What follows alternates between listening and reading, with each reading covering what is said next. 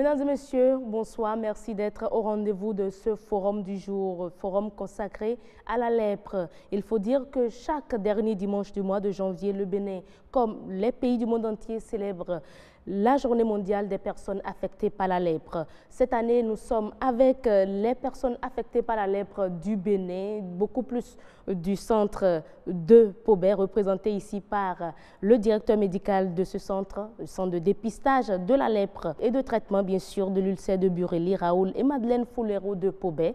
Docteur, merci d'être avec nous. Bonsoir. Bonsoir, Madame Danlé. Vous portez très bien? Ça va bien. D'accord. Merci d'être avec nous ce soir. Nous sommes également avec Villon Bédier. Il est socio-anthropologue et spécialiste hygiène et assainissement dans le cadre de la lutte contre la lèpre. Merci d'être avec nous. Bonsoir. Bonsoir, Madame Heureuse. Vous portez également bien? Je rends grâce à Dieu. D'accord. Le troisième invité qui va également échanger tout au long du débat avec nous, c'est Rigobert Sossou-Djekpe. Il est nutritionniste et avec lui, on va parler beaucoup plus de l'aspect alimentation dans le traitement de la lèpre. Vous l'aviez vu, docteur. Merci d'être avec nous. Bonsoir. Merci beaucoup. Bonsoir. Alors, mesdames et messieurs, la lèpre, certaines personnes parmi vous peut-être ne savent pas de quoi il s'agit, mais je vous dirais peut-être que vous rencontrez souvent des goudounons. Oui, on les appelle souvent comme ça, des goudounons dans la société. On va chercher à savoir si, comme vous peut-être, des citoyens de Cotonou, de la ville de Cotonou, connaissent peut-être pas le mal. On va suivre rapidement ce Vox-Pop réalisé par Yasmine Damanta et on retrouve nos invités sur le plateau pour aborder le sujet.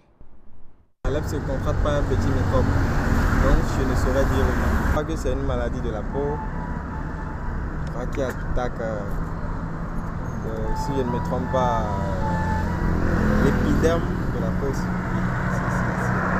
j'ai bonne mémoire. La maladie de la lèpre, oui, c'est une maladie cutanée. Je sais que c'est une maladie cutanée et c'est dû aux infections. Donc, si on a l'hygiène élémentaire, ça, on peut éviter ça. Parce que je sais de la lèpre, je sais que c'est une sorte de maladie qui attaque la paume de la main, la paume du pied. Bon, je ne sais pas s'il y a d'autres parties du corps. Je sais que la lèpre, c'est une maladie de la peau, une maladie qui affecte un peu la peau ainsi que les os. C'est une maladie qui attaque souvent les enfants. Moi, je constate que c'est les enfants souvent qui ont cette maladie. Et ça touche souvent les membres inférieurs, surtout les bras et les pieds. La lèpre, je pense que très souvent, c'est une maladie qui attaque la main ou les pieds, des orteils, des pieds, des trucs, des doigts, et qui embête. Et puis, bon, on voit les gens souffrir de cette maladie. Je ne souhaite pas même à un ennemi à avoir de souffrir de cette maladie. C'est une maladie qu'il ne souhaite pas à un ennemi à lui d'en souffrir. Toutes nos excuses déjà, mesdames et messieurs, pour la qualité du son, mais nous avons quand même pu avoir l'avis de la population déjà de Cotonou sur ce que c'est que la lèpre. Docteur, votre avis? Est-ce que les Béninois connaissent réellement le mal à travers leur définition de la lèpre? Nous pourrons dire qu'ils ont des idées sur la maladie. Sinon, qu'est-ce que la lèpre? Il faut dire que la lèpre, c'est une maladie infectieuse, transmissible, mais curable. C'est important de le dire, dû à un microbe qu'on appelle Mycobacterium leprae ou le bacille de Hansen. Ou le bacille de Hansen. Oui. Tout ça, ce sont des thèmes techniques à vous. Oui, ce sont des thèmes techniques. Pour aller plus en détail, qu'est-ce qu'il faut dire, qu'est-ce qu'il faut retenir de la définition de la lèpre? Il faut juste reconnaître que c'est une maladie qui est due à un microbe. Et cette maladie-là se transmet grâce à un microbe. Un microbe oui. Qui se trouve où? Où est-ce qu'on contracte le microbe, ce microbe-là? Le microbe se trouve dans l'environnement. Dans l'environnement? Le microbe se trouve dans l'environnement. C'est un microbe de l'environnement. Bon, nous allons quand même essayer de venir et d'aborder quand même le fond du sujet. Le fond du sujet. Est-ce parce que l'insalubrité est grandissante dans notre pays? Il faut reconnaître que la lèpre est classée parmi les maladies tropicales négligées. Oui. Et chaque année, au Bénin, on dépiste en moyenne 220 nouveaux cas par an. Et quand on parle de nouveaux cas, c'est-à-dire c'est en réalité des malades qui ont les signes cliniques de la lèpre et qui n'ont jamais été mis sous traitement. Ils ont les signes cliniques de la lèpre, mais ils ne sont pas venus vous voir à l'hôpital. Voilà, ils n'ont pas encore débuté un traitement, ils n'ont pas encore démarré un traitement contre la maladie. On va encore en venir tout à l'heure par rapport aux chiffres, mais déjà, comment peut-on reconnaître le mal? Celui qui en souffre, est-ce qu'à vue d'œil, on peut dire déjà que ça, c'est un lépreux ou c'est une personne affectée par la lèpre, voilà? D'entrée de jeu, je tiens à préciser quelque chose. La maladie est reconnue par le public, par tout le monde, par des appellations qui appellent des notions de stigmatisation. Généralement, quand vous demandez aux gens, ils disent que c'est une maladie qui s'attaque à la main, c'est une maladie qui s'attaque également aux pieds. Et à cette étape de la maladie, c'est-à-dire c'est une reconnaissance de la maladie par les signes de gravité. Et c'est pour ça que vous allez entendre certaines personnes appeler la lèpre goudou. Et le malade est appelé goudounon. Ça veut dire quoi d'ailleurs, goudou là? Goudou, quand nous avions essayé de chercher à comprendre pourquoi la population appelle la maladie comme ça, en réalité, ils disent que ça signifie égoudou. Ça voudra dire quoi? La maladie a déstructuré, la maladie a éparpillé, la maladie a détruit la main de l'individu, a détruit les pieds de l'individu, ça a défiguré l'individu. Mais en réalité, cette façon de reconnaître la maladie n'est pas la bonne manière de reconnaître la maladie, parce que c'est une étape de la maladie où les signes de gravité, les séquelles de la maladie sont déjà installés.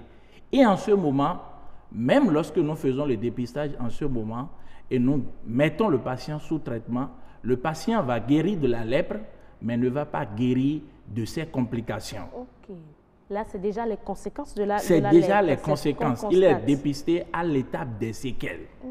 Et là, nous ne voudrions plus dépister des malades à l'étape des séquelles. C'est pour ça qu'il y a d'autres noms par lesquels nous souhaiterions quand même que la population reconnaisse la maladie. Par exemple, dans la langue fon, les gens vont parler de azonvo ou bien azonvovo. Et nous allons venir et nous allons pouvoir expliquer pourquoi la maladie doit être appelée azonvo ou azonvovo. Ça, c'est les signes précoces de la maladie. Parce que, vous reconnaissez, la lèpre se manifeste essentiellement par deux signes. Il y a des signes cutanés et il y a des signes neurologiques. Quand j'en viens au niveau des signes cutanés, à l'entame, au début, c'est pratiquement une tache qui apparaît sur le corps de l'individu. Cette tache-là a des caractéristiques. C'est une tache qui est un peu plus claire que la peau de l'individu.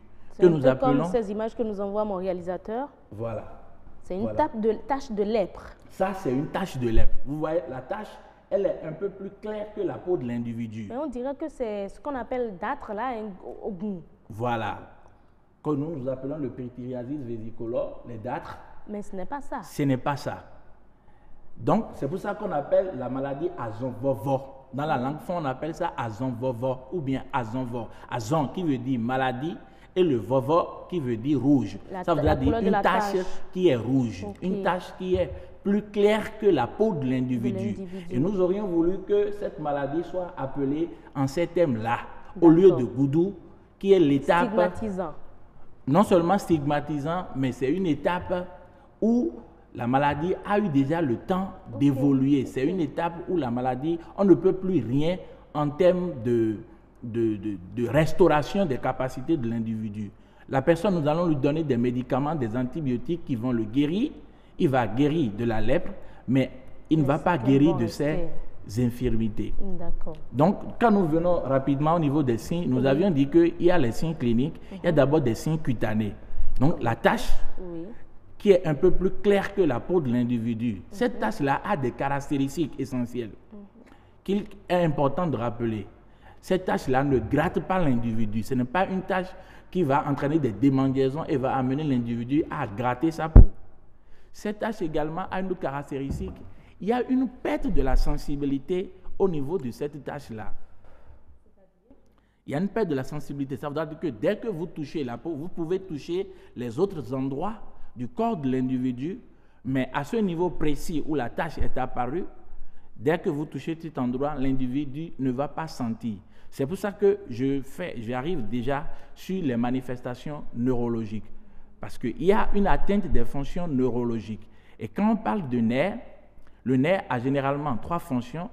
Une fonction trophique, une fonction sensitive et une fonction motrice. Quand nous parlons de la fonction trophique, c'est elle qui fait que vous allez voir que la peau est plus élastique, il y a l'humidité de la peau, l'élasticité de la peau qui est entretenue. Et dès que cette fonction-là, elle est touchée, vous allez remarquer sur la peau de l'individu que la peau de l'individu va devenir un peu plus sèche.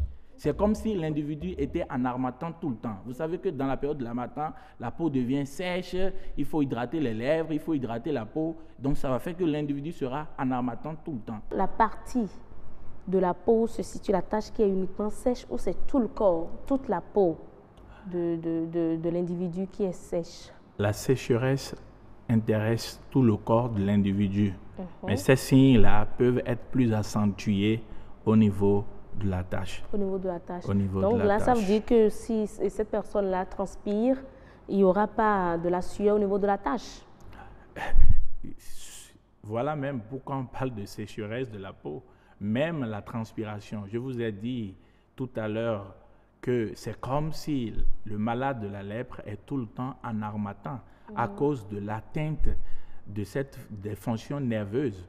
Et j'ai dit à l'entame que le nerf a généralement 3 fonctions, une fonction trophique, une fonction sensitive et une fonction motrice. Cette fonction trophique-là, c'est ça qui intervient dans l'hydratation, dans l'humidification, dans l'entretien de la peau. Et donc, si il y a une atteinte de cette fonction, la personne ne va pas pouvoir transpirer comme cela se doit. Et c'est ça qui va faire que la peau de l'individu sera sèche. N'oubliez pas que j'ai dit que c'est comme si cette personne-là est tout le temps en harmattan. En harmattan, quelle est la tendance? On a la tendance d'avoir la peau qui est sèche et on est amené tout le temps à hydrater la peau. Et vous allez constater que ce malade-là la qualité de sa peau, elle est mauvaise. La peau, elle est sèche.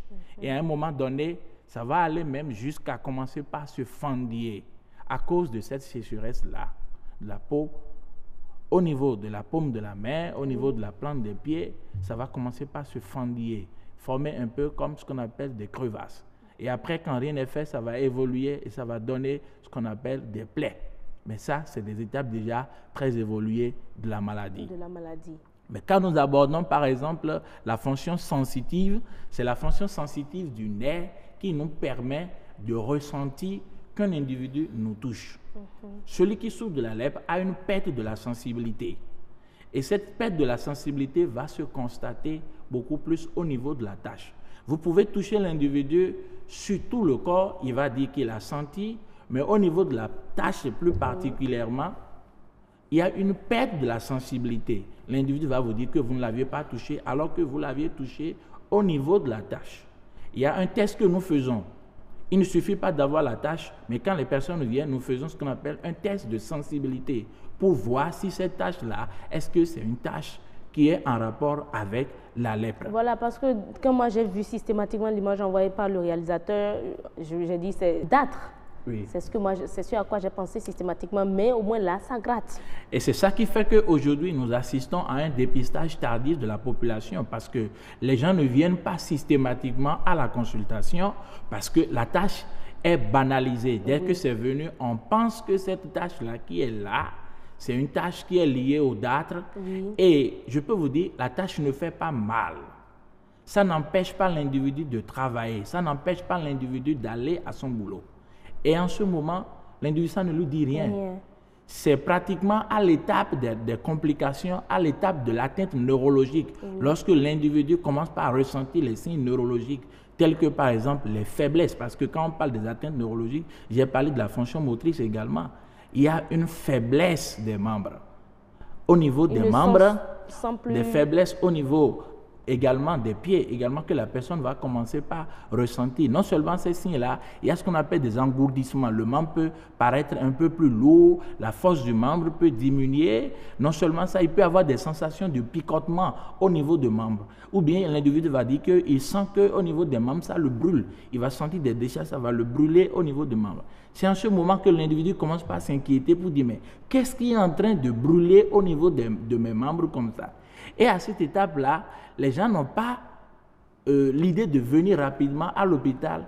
Rapidement, c'est d'aller vers le guérisseur traditionnel parce qu'il se dit que quelque chose est en train de brûler dans ses membres.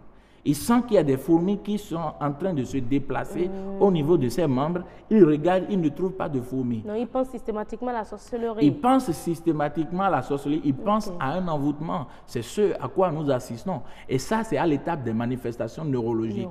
La tâche elle-même ne gêne pas l'individu, mais parfois, nous avions fait des enquêtes et nous avons trouvé que c'est les manifestations neurologiques de la lèpre qui amènent les gens à rechercher des soins. Mais malheureusement, le système de santé n'est pas le premier recours. C'est d'abord le système traditionnel qui est le premier recours et c'est lorsque ce système-là échoue que le malade maintenant vient vers nous. Mais à cette étape, la maladie a déjà eu le temps nécessaire pour évoluer, à quitter l'étape de la tâche, à commencer déjà par détruire les nerfs suffisamment. Vous allez commencer par constater que les griffes vont commencer par venir et c'est en ce moment que l'individu vient à l'hôpital. Mais est-ce que la maladie se reconnaît uniquement par des taches? Oui, la maladie va se... Non seulement il y a des taches, mais il y a d'autres signes. Vous allez voir qu'il y a une infiltration du visage qui est également l'un des signes des nodules, ce que nous appelons dans notre jargon des nodules, ou bien des nodosités qui vont apparaître au niveau du visage, un peu comme un gonflement. Les images là. Vous voyez les oreilles de ce monsieur, il y a une infiltration des oreilles de ce monsieur-là, et au niveau du visage, vous allez voir également, parce que ça entraîne une mutilation des oreilles. Les oreilles sont mutilées, c'est pour ça que les gens parlent de goudo, parce que ça détruit la structure, ça désorganise la structure anatomique normale des organes. Ça, c'est même encore au début. Même au niveau du visage, ça défigure l'individu. Ces nodules-là, il y a une infiltration massive du visage de l'individu. Mais à cette étape-là, c'est pratiquement déjà des étapes très évoluées de la maladie. Où on sent que le visage est gonflé. Le visage est gonflé, il y a une bouffissure au niveau du visage. Et ça fait partie aussi des signes de la maladie. Mais à cette étape de la maladie a déjà eu le temps d'évoluer. Nous voudrons vraiment axer notre communication sur la tâche. On va revenir tout à l'heure par rapport à tout ce qu'il faut faire aujourd'hui pour faire remarquer systématiquement le mal aux populations. Mais il faut dire, je l'ai présenté tantôt, il ne faut pas qu'on oublie sa présence sur le plateau. Monsieur Villon Bédier, socio-anthropologue et spécialiste hygiène et assainissement dans le cadre de la lutte contre la lèpre. Au début de ses propos, il a dit tantôt que c'est le mal de l'environnement, la lèpre. Pourquoi c'est le mal de l'environnement? Bien, alors, pourquoi c'est le mal de l'environnement? Et lorsque vous prenez la lèpre, la lèpre, en fait, n'est pas héréditaire. Cela veut dire que l'infection congénitale est vraiment exceptionnelle et la contagion de la lèpre dépend du contact entre le malade atteint de la lèpre et le malade sain. Alors, lorsque vous parlez du contact entre ces deux personnes, entre une personne saine et le malade, vous êtes d'emblée dans la problématique de l'environnement. Alors, il y a tous les malades de la lèpre ne sont pas contagieux. Ça, il faut le préciser dès le départ. Et il y a un type de malade qui est contagieux. On parle souvent des malades bacillifères, je crois. Des malades bacillifères. Et ces malades, souvent, sécrètent les bacilles par le nez, par la bouche, par des voies respiratoires. Ces bacilles sont contractés dans l'environnement, c'est oui, ils sont rejetés dans l'environnement. Par des crachats, par la sueur, la transpiration. Vous voyez, le contact avec une personne saine et une personne malade de lèpre peut entraîner la lèpre. La lèpre. Et donc, oui, si vous avez des choses à ajouter. Oui, en réalité, quand on parle du mode de transmission de la lèpre, il faut savoir que la transmission, elle est interhumaine. Cela voudra dire que ça quitte un homme malade pour aller vers un homme qui n'est pas malade. Mais on ne connaît pas exactement le mode de transmission de la maladie, mais à ce jour, nous suspectons que la transmission se passe par les voies aériennes supérieures, c'est-à-dire par des sécrétions nasales. Donc, et nous avions retrouvé les bacilles au niveau des sécrétions nasales. Mais l'environnement cherche quoi alors? Ce pourquoi nous disons que c'est une pathologie de l'environnement. Laissez l'environnementaliste, le spécialiste, mon cher. Non, c'est pas grave, c'est mon collègue. En fait, lorsqu'on parle de sécrétion nasale, lorsqu'on parle du rejet du bacille dans l'environnement, ces bacilles sont présents dans l'environnement. Quand le malade, quelqu'un qui est porteur de la lèpre, rejette ça dans l'environnement, ça reste dans l'environnement. Et le contact entre une personne saine et cet environnement déjà contaminé peut entraîner la maladie. D'accord. Et donc c'est là on parle d'une maladie. Parce que je sais, on a eu abordé le sujet avec le coordonnateur du programme de la lèpre ici. Il a dit l'environnement, la malpropreté, tout. Bon, voilà, c'est les mauvaises conditions d'hygiène, la proximité avec la personne surtout malade. Pas tous les malades, je voudrais préciser cela, ce n'est pas tous les malades de la lèpre qui sont contagieux. Il y a les facteurs qui favorisent le développement de la maladie. Et parmi les facteurs qui favorisent le développement de la maladie, nous avions bien dit qu'il y a la transmission interhumaine qui quitte l'homme malade vers l'homme qui est sain. Mais il y a des facteurs qui favorisent le développement de la maladie, notamment de la lèpre. Et au nombre de ces facteurs, il y a les conditions d'hygiène défavorables. Les conditions d'hygiène défavorables, c'est là que l'environnement intervient dans le mode comme facteur favorisant la maladie. Nous avions dit que la lèpre, c'est la maladie des pauvres, c'est la maladie de la pauvreté. Et ces individus qui vivent... Est-ce parce que les pauvres vivent dans la misère, vivent dans la malpropreté, dans l'insalubrité? Voilà, c'est une maladie de la pauvreté, une maladie qui est liée à l'environnement, qui est liée à un environnement vraiment où l'hygiène, elle est vraiment défectueuse. Je crois qu'on a aussi des images par rapport à ça, des zones déjà, voilà, ce sont là des zones où sévit déjà la lèpre, la principale source de la lèpre dans notre pays, à Gonvey. C'est un milieu endémique. Voilà, au niveau de l'île d'Agonvey, voilà un peu les images qu'on a pu avoir. C'est pour ça que nous retrouvons comme parmi les facteurs qui favorisent la survenue de la maladie, les conditions d'hygiène défavorables. D'abord, c'est des gens qui sont pauvres, qui n'ont pas le minimum qu'il faut pour vivre. Donc, ils vivent dans un environnement où il n'y a pas souvent de l'eau, où ils n'ont pas souvent le savon même pour se laver. L'eau qui est là-bas, ce n'est pas de l'eau qui est propre. Vous voyez, vous avez vu la qualité pratiquement de l'eau du milieu. Et la population a un contact fréquent avec ces différentes sources d'eau. D'accord. Est-ce que, mis à part, je vais poser la question cette fois-ci au nutritionniste, mis à part l'environnement, est-ce que l'alimentation qui n'est pas équilibrée, c'est ce que vous nous enseignez souvent quand vous venez sur le plateau, est-ce que ça peut être aussi la cause de la contamination?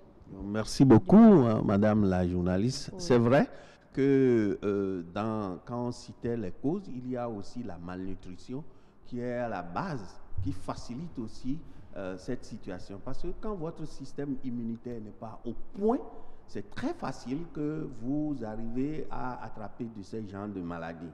Alors, c'est l'occasion de rappeler que nous devons suivre ce que nous appelons l'hygiène de vie. Chacun de nous doit savoir qu'il doit suivre l'hygiène de vie. Et le premier point, c'est de bien dormir. On va en venir tout à l'heure. On va en venir tout à l'heure parce que M. Bellier disait tantôt qu'il y a certaines personnes affectées par la lèpre qui ne peuvent pas contaminer les personnes saines, qui ne sont pas contagieuses. Est-ce parce que ces personnes-là ont une immunité forte?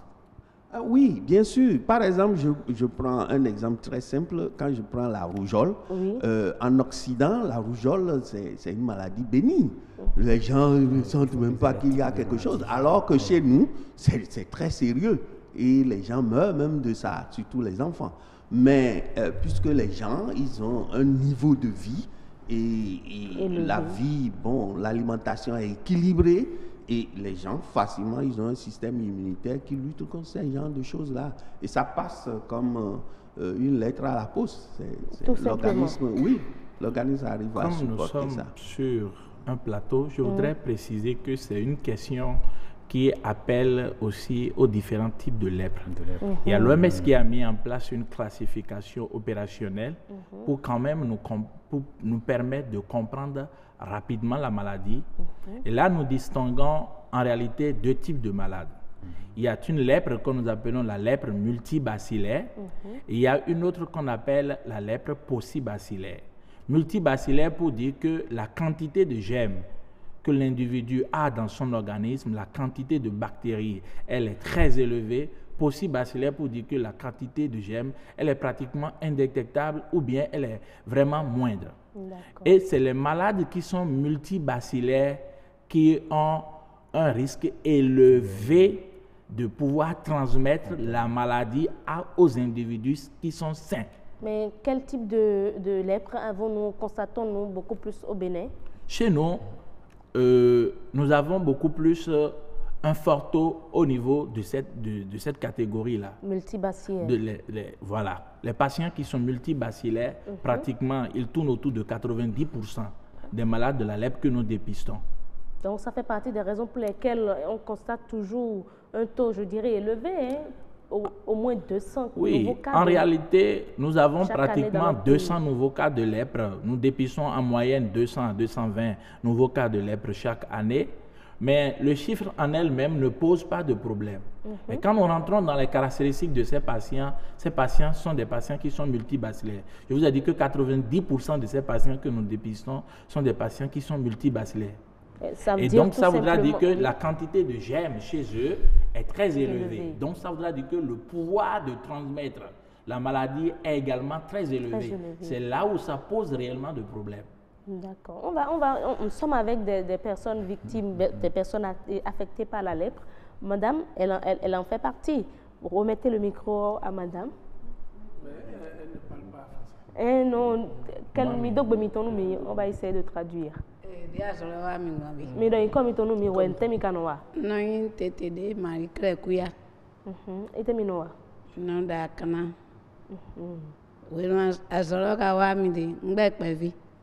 Bọ́ọ̀lù wà hẹ́mi mẹ́lẹ́ máa yan àwùjọ dé jẹ́ndé àgbàlajẹ́ náà dó ẹ̀rọ sàn ẹ̀ náà bíyà bọ̀ mẹ́lẹ́ máa yan dé ẹ̀rọ dáná ságùn máa débọ̀ ọ̀nà sáadó lẹ́yìn sáadó kára dé yẹ́ bòbú mọ́nu dé máa sọ tán lò pé káwọn á dà sówó yà sówó wọ́n á jì fínú kan tán wọ́n á jì bẹ́lẹ́ fọ́ afọ́ tán mẹ́lẹ́ máa sọ yan dé ńdọ́yìn bọ̀ mí lò fínú kẹ́kẹ́ bọ̀ yẹ́jà máa sin lẹ́ chanji bò jẹ̀bi báyìí jí kẹ́kẹ́ ẹ máa ṣe àfihàn sí mi kákákáká bọ̀ ń sẹ́mi àgàbọ̀ eré náà ìdótó bọ́n wá ìdótó wọ́n tó dàgbé bẹ́ẹ̀ wá pọ́n mi wá dá mi lọ ẹ máa yín àzọ́ mi tó ń gba ìjì lọ mẹ́lẹ́lẹ́ náà tó ń wọ gbóngbóng wa lọ́yìn náà wá tó àzán òyà àwẹ̀gbẹ̀ ní ẹ̀jẹ̀ àzán òyà ẹgbẹ̀ lọ èyí ń bọ́ lọ sẹ́mi wa dé ẹ̀jẹ̀ àzán òyà ẹgbẹ̀ lọ ìbò àsẹ́mi sọ yìí bẹ́ẹ̀ lọ fídẹ́ nùnà yàbọ̀ nùnà sára bọ́yọ̀ ẹ̀kọ́ ṣe ẹ̀bẹ̀ bọ́yọ̀ bàbá ṣe ní nǹkan àyẹ̀wò kan bọ́ àjà máa sin náà mi tó gbérọ́ gbé wa náà mi di sí róòmù bọ́ nùnù kákáká wúlọ́ nyá yín dé kákákákákáká wọ́n yàgbọ́ra ṣe wọ́n mẹ́ bọ́nà dàkàrà ṣe wọ́n sà bọ́mọ sọ́wọ́n ayé àwọ̀ ayé àmàsìnà ìgbé tó gan jìbà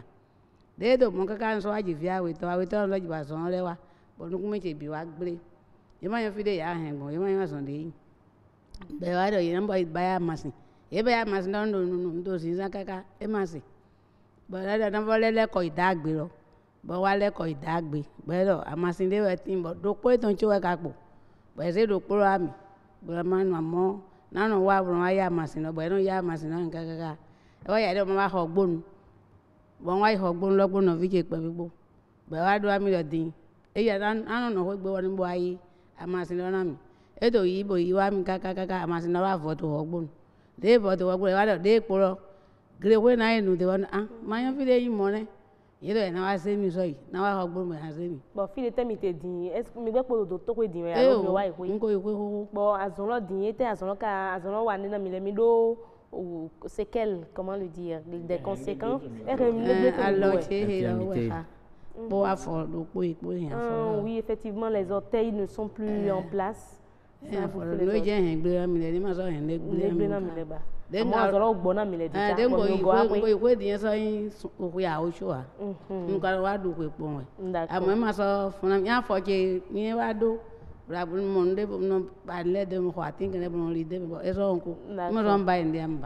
on comprend, hein, on va essayer de traduire très rapidement. Elle, c'est depuis son enfance que la maladie a commencé. Et là, elle a pensé comme moi que c'est Goût. Le Dâtre. Avec des séances de traitement. Il y a une automédication qui a été faite. Oui. Et l'automédication a échoué. Elle a eu recours. Non, il faut dire que ça a eu du succès un temps parce qu'elle a dit que le mal est parti, les taches ont disparu. Et c'est après avoir accouché, après s'être remariée et après l'accouchement de sa première fille que le mal a repris.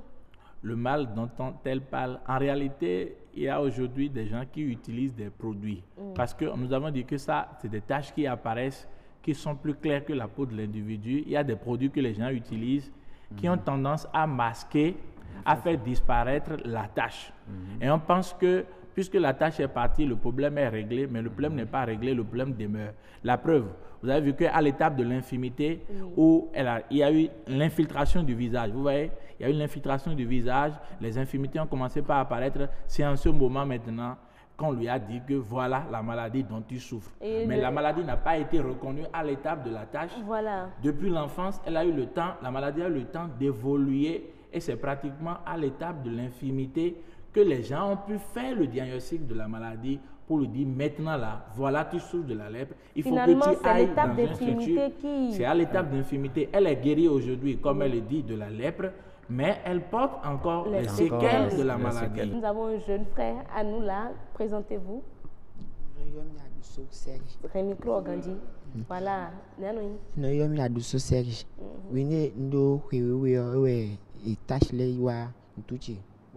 Ça commence toujours par les tâches. Zéro nous. Bon, là, il y a un touché. Là, il y a un touché. Bon, il y a plein de choses. Il y a un massin, il y a un massin, bon, filet. Car dès la massin, l'élève font collègue gomme comme Phoebe. Ok, donc chez lui, ce sont les nodules. Non, la maladie a commencé par des taches et c'est après qu'il a commencé par avoir des nodules au niveau du visage. Mais est-ce que nous guérirons? Au côté de tel est à son cas donné lui les guérit sans séquelles. Bon, les nodules qui restent encore au niveau du visage. Du visage, c'est tout ce que lui a eu comme séquelles. Non, en réalité, il doit certainement finir. Il est encore sous traitement. D'accord. C'est un patient qui est encore sous traitement. Mais voilà, malheureusement, au niveau des oreilles. Voilà, merci réalisateur. C'est un malade qui est encore sous traitement. Vous allez constater que même c'est encore au niveau des oreilles. Ses oreilles sont pratiquement mutilées. Le nez a l'impression d'être un peu infiltré. Vous voyez, ça a commencé par des taches comme il a dit. Il n'a pas. Mais là, ses orteils ni ses doigts ne sont pas encore touchés. Mais actuellement, il a démarré le traitement. C'est pour ça que nous disons que dès que le malade est rapidement dépisté, mis sous traitement, ça empêche le malade d'aller à l'étape de la complication, d'aller à l'étape des séquelles. C'est pour ça que le leitmotiv, c'est un dépistage précoce, une prise en charge précoce, le malade guérit sans séquelles. Sans séquelles, d'accord. Et là, sa réinsertion est aussi facile. Sa réinsertion est plus facile. N'est-ce pas? On va vous demander, mesdames et messieurs, de suivre ce reportage réalisé sur les possibilités de réinsertion des personnes affectées par la lèpre dans notre pays. C'est réalisé au centre anti-lèpre de Davougon. Après la lèpre, la vie est encore possible. Qu'on soit guéri avec ou sans séquelles, la maladie ne condamne plus. Par exemple, le monsieur en blouse blanche que vous voyez, lui il était venu en 96, gravataire. Il ne pouvait pas marcher. On l'a ramené ici. Et on a commencé par le traiter, le soigner. Et puis quelques semaines, il s'est retrouvé. Et maintenant, il travaille avec nous. Il est soignant comme moi. Il n'a pas eu de séquelles. Il marche, il écrit, il fait tout. Il fait le pansement. Il nous sert au pansement. Il transporte les malades. Lui aussi, on l'a reçu en 2013. C'est un multibacillaire, bourré de bacilles. il ne pouvait pas marcher lui aussi. Il ne pouvait pas se tenir debout. On l'a pris, on a commencé par le traiter et maintenant il est guéri et on l'a mis en apprentissage. Le lépreux peut aujourd'hui prendre sa vie en main. Au centre de traitement anti-lèpre de l'hôpital Saint-Camille de Davougon, les malades lépreux guéris sont suivis et accompagnés dans leur réinsertion sociale et professionnelle. Pour les adultes, on leur donne des vivres de façon trimestrielle. Mais quand le lépreux n'a rien, c'est difficile pour lui de rester dans son milieu familial. Maintenant, pour les enfants ou bien les jeunes qui sont en âge de partir encore à l'école, on les scolarise, on les appuie. Chaque mois, on va chez eux ou bien ils viennent ici prendre l'argent pour l'école. Nous avons ici un centre féminin pour les filles. Maintenant, pour les garçons, c'est Estelle. Avec ça, les parents sont prêts à accompagner. La profession médicale et même l'informatique sont autant d'activités grâce auxquelles les lépreux se reconstruisent. Aujourd'hui, le lépreux dans la société est respecté, aimé et contribue au développement de sa communauté. Preuve que la lèpre n'est plus une maladie à craindre. La lèpre n'est plus une maladie à craindre. Ceux qui en ont souffert font même de l'informatique. C'est-à-dire que là, on doit sortir la lèpre des maladies tropicales négligées, de la liste des maladies tropicales négligées. Je tiens à rappeler une citation de Raoul Fleureau qui dit que quand la lèpre est dépistée tardivement, la vie du malade change pour toujours. Et il continue en disant que l'individu guérit de la lèpre, mais il ne guérit pas de ses complications. J'insiste sur ces citations-là pour dire que dès que le dépistage est fait précocement et que le traitement est institué précocement, l'individu guérit de la lèpre. L'individu guérit et il guérit sans séquelles. Et donc cet individu qui est guéri sans séquelles, ce malade qui est guéri sans séquelles, sa réinsertion est plus facile. Mais le malade qui est guéri, mais qui a des séquelles, sa réinsertion est difficile. Et c'est des malades en général, quand ces malades-là ont des séquelles, jusqu'aujourd'hui, nous pouvons vous assurer que la maladie, ça continue de faire peur. C'est des malades qui sont soumis à une stigmatisation très élevée. Toujours en 2019, toujours en 2019, nous avons des patients que nous sommes obligés de garder à l'hôpital juste parce qu'ils ne peuvent plus aller repartir dans leur communauté, juste parce que la communauté ne veut plus voir ces malades, juste parce que la communauté a peur de ces malades. Ils ont peur de s'approcher d'eux. Il y a certains malades qui nous ont même rapporté, qui sont allés même demander à ce qu'on leur vende, ou bien ils entreprennent. Il y en a qui vendent, ils ont des petites entreprises, mais des gens ne viennent jamais acheter chez eux, juste parce qu'ils ont vu que ces doigts-là sont mutilés. Quand vous venez pour acheter, la personne fait semblant et puis abandonne et part. Et cette dame-là, elle a envie d'entreprendre. Ce monsieur qui est guéri avec ce qu'elle, il a envie d'entreprendre quelque chose, mais à cause de son infirmité, les gens ont peur de s'approcher de lui. Et je voudrais profiter en disant que la lèpre, ce n'est pas une malédiction. La lèpre, ce n'est pas une punition divine, c'est une maladie infectieuse. Et dès qu'on l'a, on peut guérir de la maladie. La lèpre n'est pas un envoûtement et on peut s'approcher du malade de la lèpre, on peut manger avec le malade de la lèpre, on peut rester à côté de lui, on peut le saluer sans craindre d'avoir cette maladie. Parce que je dirais peut-être que c'est la raison pour laquelle nous avons un cas qui est encore en cours de traitement. Oui, c'est la raison pour laquelle ces malades-là sont là. Dès que le traitement commence... Dès que le malade commence son premier traitement, c'est fini. Vous pouvez approcher ce malade, vous pouvez le toucher, vous pouvez rester avec lui. Et je veux rebondir très rapidement sur la question de la contamination pour dire que pour qu'un malade vous puisse transmettre sa maladie, s'il n'est pas sous traitement, il faut vraiment un contact intime avec ce malade pour développer la maladie. Ce n'est pas parce que vous avez simplement salué même un malade qui n'est pas sous traitement que vous allez avoir la maladie. La preuve. Non, mais je dirais peut-être oui, parce que On nous a dit sur ce plateau qu'à travers même les gouttelettes de salive, on peut contracter le mal. Mais nous sommes des médecins, nous sommes tout le temps en contact de ces malades-là. Imaginez quand le malade vient à l'hôpital, il n'a pas encore démarré son traitement. Il faut bien pouvoir l'examiner. Nous, on les examine. Ce n'est pas que vous avez des produits que vous consommez. Ce n'est pas des produits que nous consommons. Nous touchons ces malades-là, nous les examinons. Il arrive même que nous sommes obligés de faire des prélèvements chez ces malades-là. Et les prélèvements, c'est quoi? Il faut faire des prélèvements de ces sorosités-là. Et avoir la preuve de sa maladie et le mettre maintenant sous traitement là. Mais ce malade n'a pas encore démarré le traitement, mais nous les approchons. Ce n'est pas le fait que vous approchez un malade, vous touchez le malade, vous parlez avec le malade que vous avez la maladie. L'un des facteurs qui favorise, c'est qu'il y a un contact intime. C'est pour ça que nous retrouvons comme l'un des facteurs favorisant la proximité, le surpeuplement dans les chambres. Vous voyez, par exemple, nous avons dit que c'est des malades qui vivent dans des milieux d'habitation qui sont précaires, dans des logements qui ne remplissent pas les conditions. Il n'y a pas peut-être d'aération, il y a 10, 20, 14 malades qui sont là, ils sont tout le temps en contact, ils sont en contact, les sécrétions, ils se brassent. C'est un mal il y a un brassage de sécrétions. Un mal qui va beaucoup plus se développer dans les ghettos.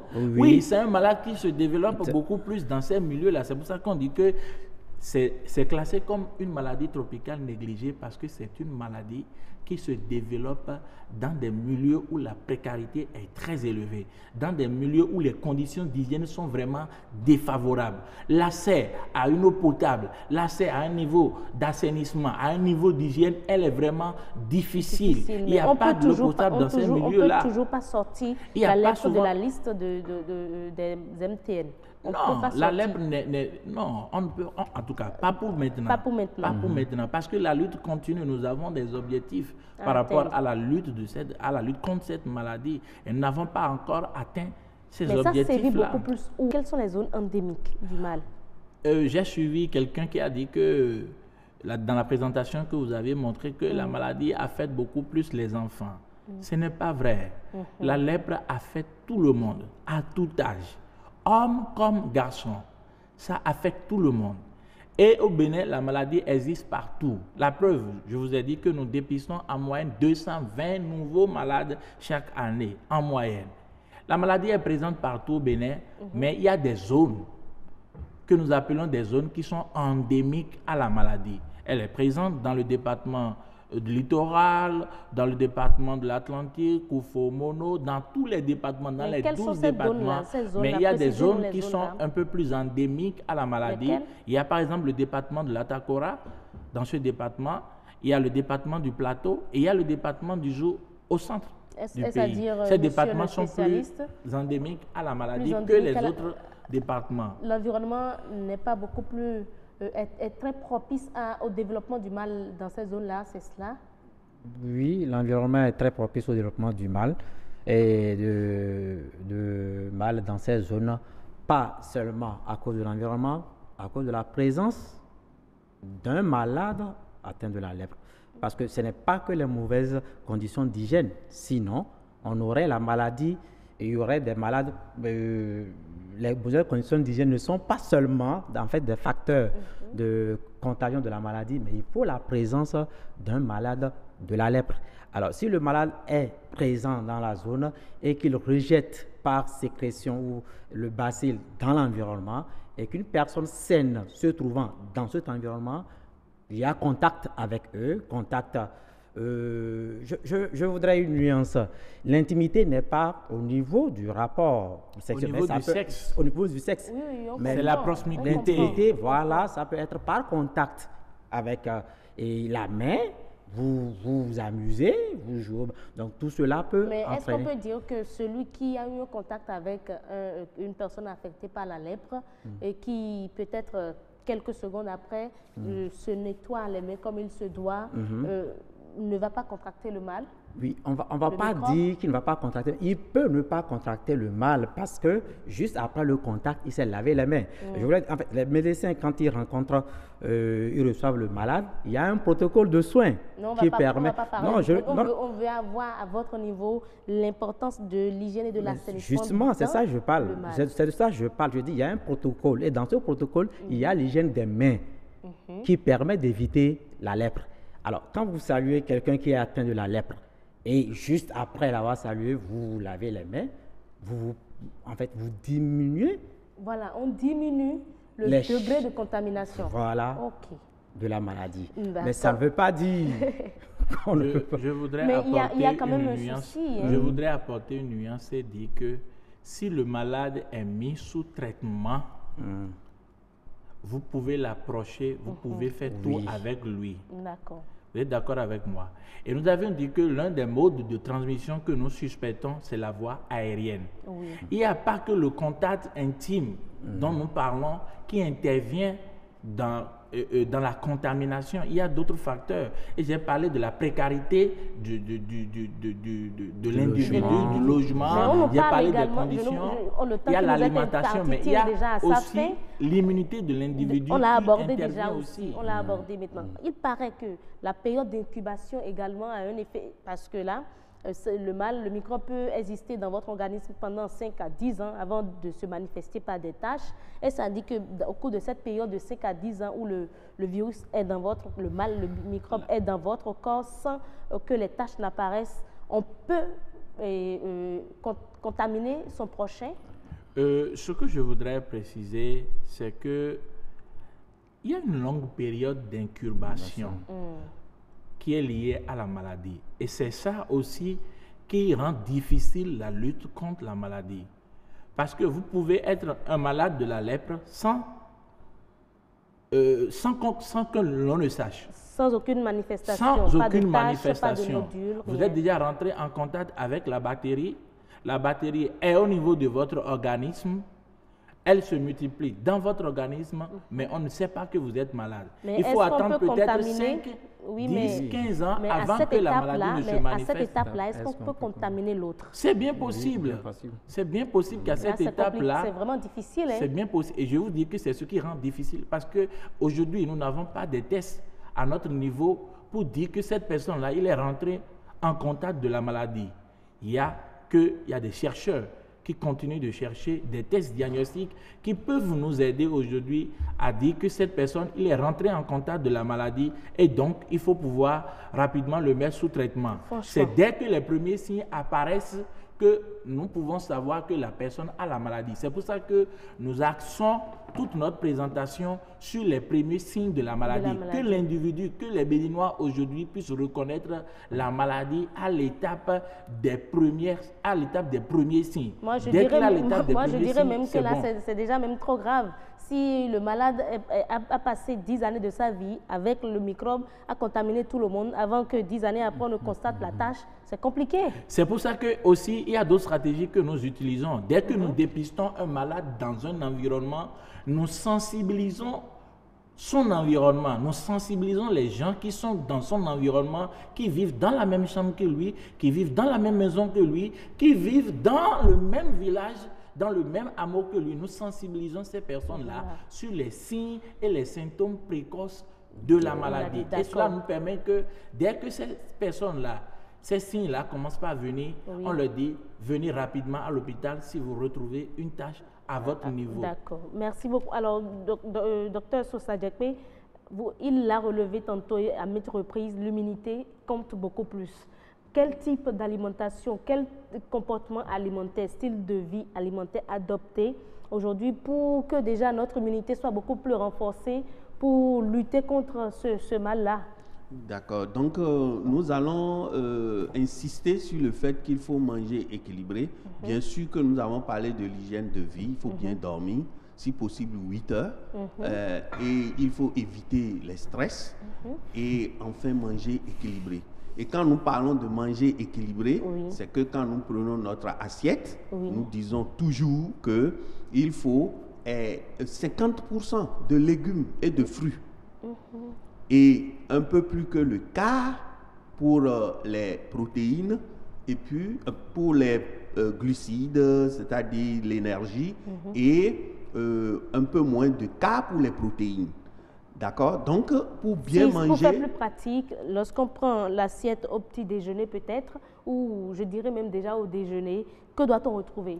On doit retrouver obligatoirement de légumes Et maintenant, pour une viande de poisson ou bien des légumineuses, c'est-à-dire du haricot, les vanzous, on doit retrouver ça.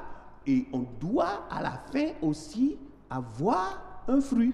Un fruit, c'est obligatoire. Parce que je donne un exemple, quand on a besoin de vitamine C, qui n'est pas stockée par l'organisme, il faut lui en donner chaque jour. Chaque jour. Et de plus, quand il y a de fer, par exemple, dans des aliments, surtout au niveau des aliments, les aliments, je parle des végétaux, il faut aussi de vitamine C pour permettre vraiment l'assimilation du fer par l'organisme. Est-ce que ça facilite la rapidité de la guérison chez les personnes affectées par l'alimentation? Quand on parle de guérison, c'est que généralement, il faut aller vers les protéines.